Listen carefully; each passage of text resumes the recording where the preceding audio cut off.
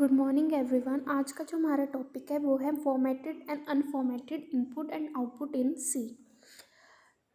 Formatted and unformatted input and output in सी।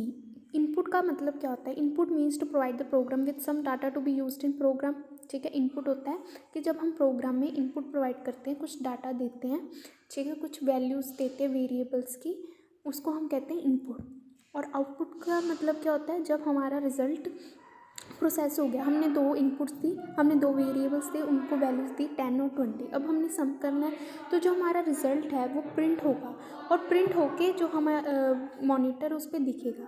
ठीक है, वो है हमारी आउटपुट। ठीक है, हमने इनपुट दी और कंप्यूटर ने प्रोसेस करके हमें आउटपुट दी, दैट इज़ आउटपुट। ठीक है, output means to display data on screen और write the data to a printer और फाइल को। ठीक है, प्रिंटर से जो हमारा डाटा निकलता है वो भी आउटपुट होती है। ठीक है, जो रिजल्ट प्रिंट होकर स्क्रीन पे दिखता है वो भी आउटपुट होती है। ठीक है, नेक्स्ट है C programming language provides many built in function. C programming language में बहुत सारे फंक्शंस होते हैं, built in functions, standard functions, जो हमें प्रोग्राम सी लैंग्वेज प्रोवाइड करती है। ठीक है, to read any given input and to display data on screen where there is no need to output the result. C programming language has standard libraries that allow input and output in a program. ठीक है, C programming language में standard libraries होती है जो हमें input and output functions provide करती है। ठीक है, जैसे stdio.io.h, ये एक स्टैंडर्ड इनपुट आउटपुट लाइब्रेरी है सी में जो हमें इनपुट आउटपुट फंक्शंस प्रोवाइड करती है। ठीक है, stdio.io.h। Input-output built-in functions in C falls into two categories, namely formatted input and output functions and unformatted input-output functions. ठीक है, इसमें हमें built-in functions में दो कैटेगरीज ऑफ फंक्शंस होते हैं, एक होते formatted input-output functions, एक होते unformatted input-output functions. printf, scanf ये है formatted input-output functions, जबकि getch, getche, getCharacter, getS, put character etcetera are the examples of unformatted. ये अनफॉर्मेटेड इनपुट आउटपुट फंक्शंस हैं। ठीक है, scanf and printf functions. Scanf printf functions कौन से हैं? फॉर्मेटेड। ठीक है, ये है फॉर्मेटेड।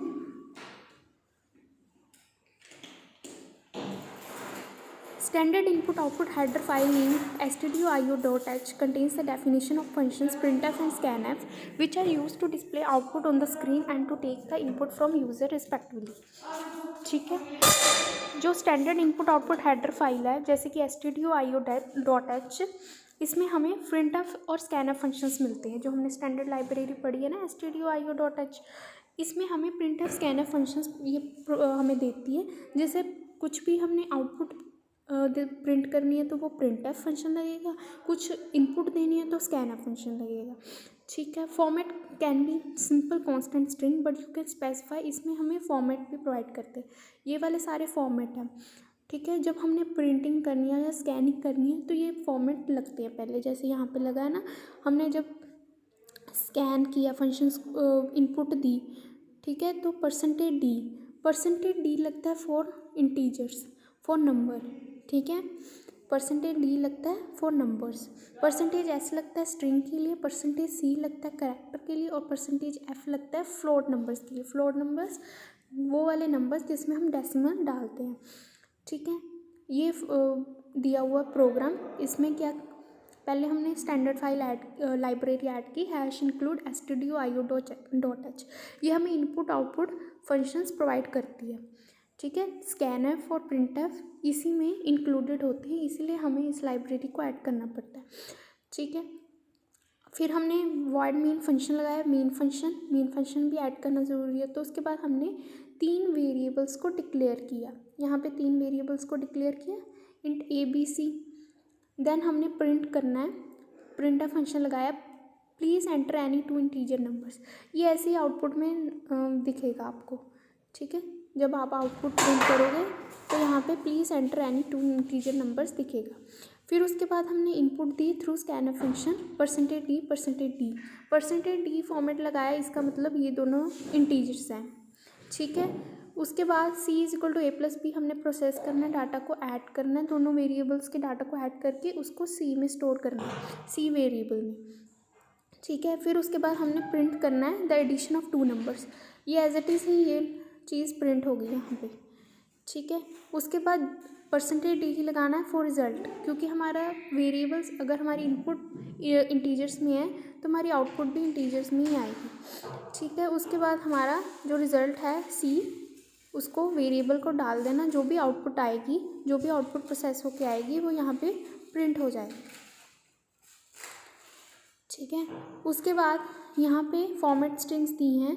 %d होते हैं फॉर स्कैनिंग और printing sign decimal number. Sign decimal number को प्रिंट करने के लिए, जैसे रीड करने के लिए यूज़ होता है। %f फ्लोट नंबर्स के लिए, %c for characters, %s for strings, ठीक है।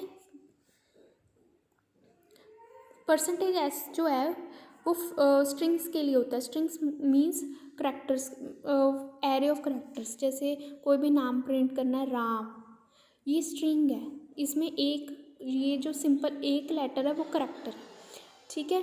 और अगर हमने पूरा ग्रुप ऑफ करैक्टर्स डाला है तो वो स्ट्रिंग है, ठीक है।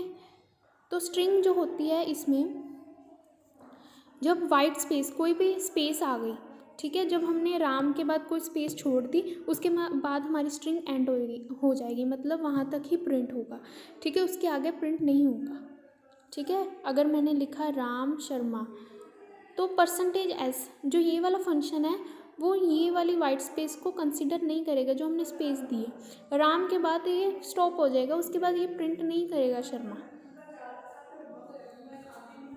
ठीक है। उसके बाद ये होती है फॉर्मेटेड एग्जाम्पल। ये सारी जो एग्जाम्पल मैंने दी है ये फॉर्मेट की, ठीक है।